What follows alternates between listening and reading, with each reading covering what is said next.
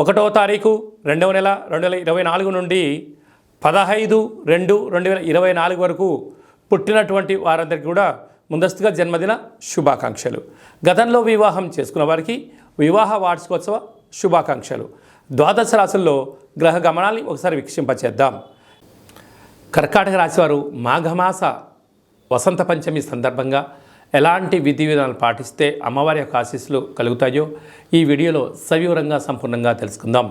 కర్కాటక రాశిలో ఏ నక్షత్రాలు వస్తాయనగా పునర్వసు నక్షత్రంలోని చివరి పదం 4వ పదము, పుష్యమి నక్షత్రంలో 4 పాదాలు, ఆశ్లేష నక్షత్రంలో 4 పాదాలు కలిపితే కర్కాటక రాశి.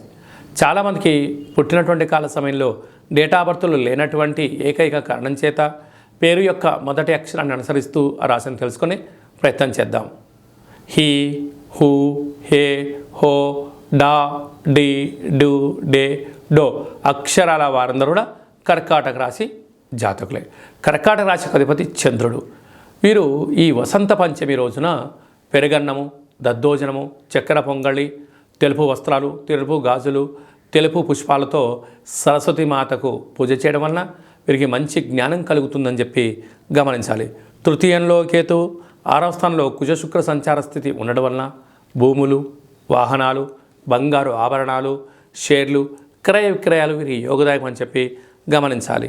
సప్తమంలో రవిబుధ సంచార స్థితి, నూతన ఉద్యోగం ప్రయత్నం చేసేవారికి మంచి కాలము, ప్రభుత్వ ఉద్యోగంలో ఉండబడిన వారికి యోగదాయకము, ప్రమోషన్స్, విదేశానికి వెళ్ళాలి అనే వారికి యోగదాయకం అని చెప్పి గమనించాలి.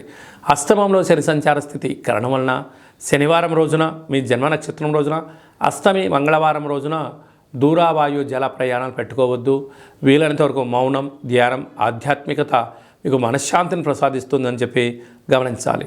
భాగ్యస్థానంలో రాహు సంచార స్థితి ఉండడం వలన ప్రేమికులు, భార్యాభర్తలు, పార్ట్నర్షిప్ వ్యవహారాల మధ్య కొద్దిగా మాట్లాడుకుంటూ మౌనంగా ఉంటూ ప్రతిదాన్ని పరిశీలించుకొని మాట్లాడుకోగలిగితే సమస్యలు మీ దగ్గరికి రావని చెప్పి గమనించాలి. రాజ్యస్థానంలో గురు సంచార స్థితి ఉండడం వల్ల వృత్తులు, ఉద్యోగాలు, విదేశీయాన వ్యాపారాలు, లావాదేవీలు, క్రయ విక్రయాలు యోగదాయకమని చెప్పి గమనించాలి.